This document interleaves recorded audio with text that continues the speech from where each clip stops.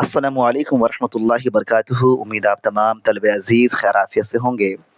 आज की इस वीडियो में हम हम्द के बारे में जानेंगे, यानी कि आपकी किताब में जो पहला चैप्टर है हम्द खुदाए अज़्ज़ा व जल,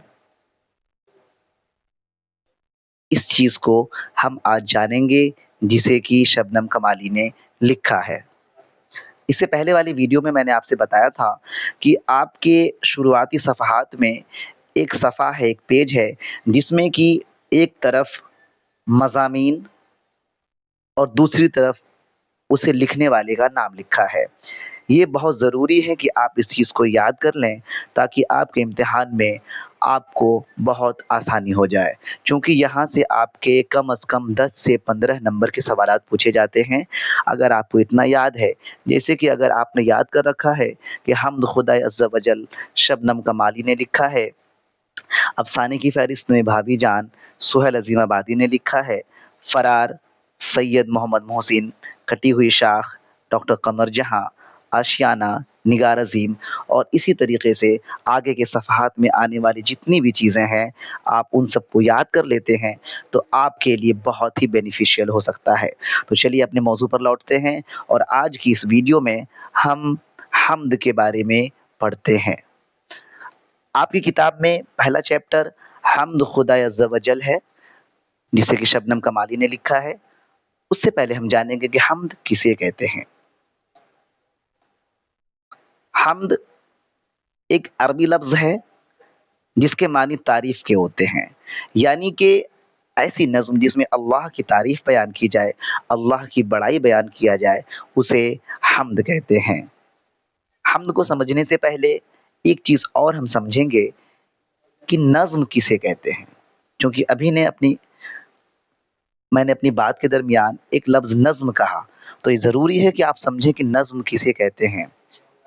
अगर आप हिंदी में जानते हैं कि कविता किसे कहते हैं, इंग्लिश में जानते हैं कि पोएम किसे कहते हैं, तो आपको इस चीज़ को समझने में ज़्यादा देरी नहीं लगेगी कि नज़्म किसे कहते हैं। जिस तरीके से हिंदी में जिस चीज़ को हिंदी में कविता कहते हैं, जिस चीज़ को इंग्लिश में पोएम कहते हैं, उसी चीज़ को उर्दू में नज़्म कहते हैं।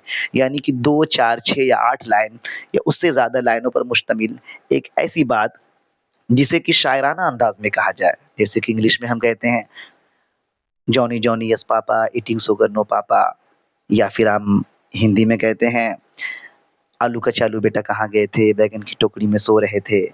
उसी तरीके से एक नज़्म भी लिखी जाती है या पढ़ी जाती है, यानी कि शायराना अंदाज़ में पढ़ी जाने वाली वैसी बात जिसे पढ़कर एक तरन्नुमी एहसास हो, एक ट्यून जैसा एहसास हो, उसे नज़्म कहते हैं। यहाँ पर मैंने आपके लिए एक हम्द की मिसाल भी पेश की है, जिसे आप पढ़ सकते हैं, समझ सकते हैं।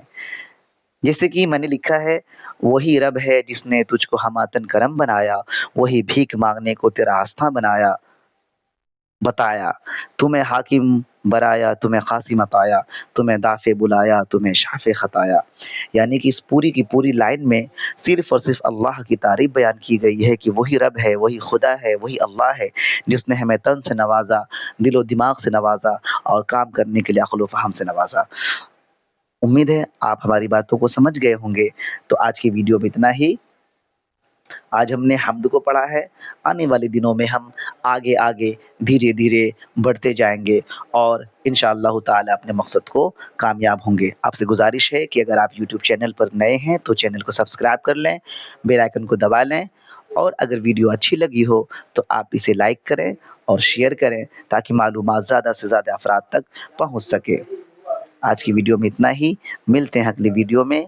अस्सलामु अलैकुम व रहमतुल्लाहि व बरकातुहू।